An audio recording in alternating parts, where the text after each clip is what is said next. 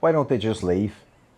So over the last 10 years working as a therapist, I have worked with some really, really complex and intense cases. I've literally had to hold space for people and support them through leaving life and death situations. And that is no exaggeration at all.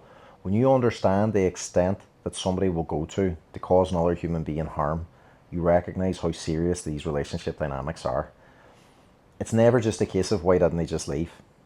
Sometimes there's power dynamics, there's control of finances, there's fear of repercussion. There's so many different things that that person has anticipated before they made the decision to try and exit. And even to exit safely requires so much planning, so much support to be able to make that happen.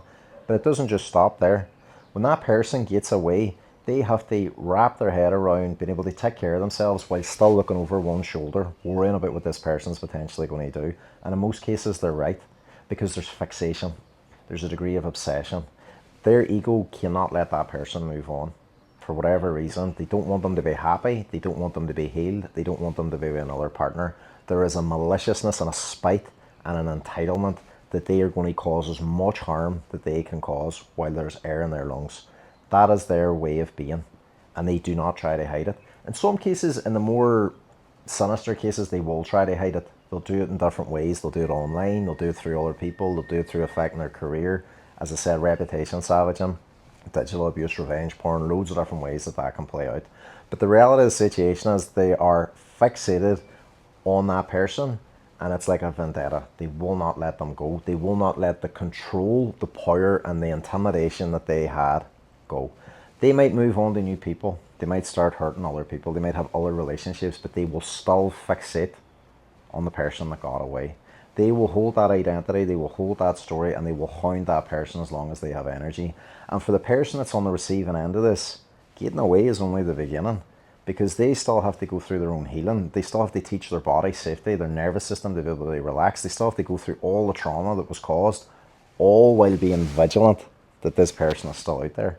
And this is a really extreme scenario, and I've had to help people through this. I've actually literally had to help people flee in life and death situations away from this, because the reality is, if that person is prepared to go to that extent, there is a risk to their life. That's the truth. And the person staying in that could potentially have to act from a place of self-defense that could lead to loss of life, or they could get so overwhelmed, their mental health gets so bad that they could end up hurting themselves. And there's no exaggeration in talking like that, because the amount of harm that's caused cannot be overstated. So when that person gets away and they finally have room to breathe and decompress and come back to themselves, they are only just beginning their journey then. They have to start to heal. The nervous system has to start to become regulated. And then if you're a person that has now just seen this person get out of that scenario, they've exited it, and you're like, well, what took you so long? Like, why didn't you just leave? Sit with that for a second and recognize like how short-sighted that is, because we have no idea what went on behind closed doors. There is that saying, street angel, house devil. Behind closed doors, we don't see what's going on. And there's a degree of truth in that. But also, we like gaslighting, emotional abuse, manipulation. There's so much of that that's subtle, and it's a prolonged attack on the senses. The longer that person chooses to stay stuck in that relationship, the more they lose themselves. The whole sense of identity is eroded. Their trust in themselves, their ability to make decisions, their sense of right and reality is warped because of this person's influence. And when they get out of that, they have to unlearn all that stuff. And as I said, that's only the beginning. So for them even to be open to meeting someone else after that shows you the harm and the impact that this has on the nervous system. So if you're meeting somebody and they're like, look, I had a really abusive relationship, this person stalked me, this was all the harm that was caused, I had to go into counselling, I had to go through therapy, all these things, and they're giving you a chance, you have to recognize how much empathy, patience, and compassion you need to have for that person. Because they need to learn through you safety. They need to be able to trust another human being again. They have to be able to open themselves up. And that vulnerability is going to be terrifying. That is going to feel super edgy, super intense, because you could hurt them every bit as bad as the last time. And the trust that they needed to build in themselves to even give you the opportunity to be in their life after they went through that is massive. So rather than being like, why didn't you just leave?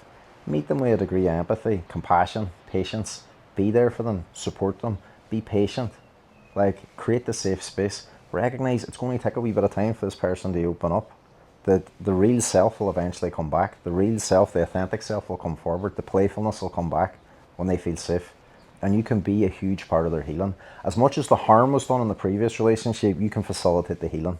but you have to meet it with a certain degree of respect. You have to see the impact that that had on a person.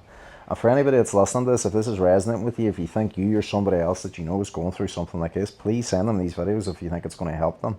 Because it's not just a case of getting away. Sometimes that's the beginning. Sometimes we have to recognize, right, the harm's ongoing. There could be kids involved, there could be parental alienation, there could be slandering, as I mentioned, there could be stalking, physical and digital. There could be loads of different ways that this is playing out.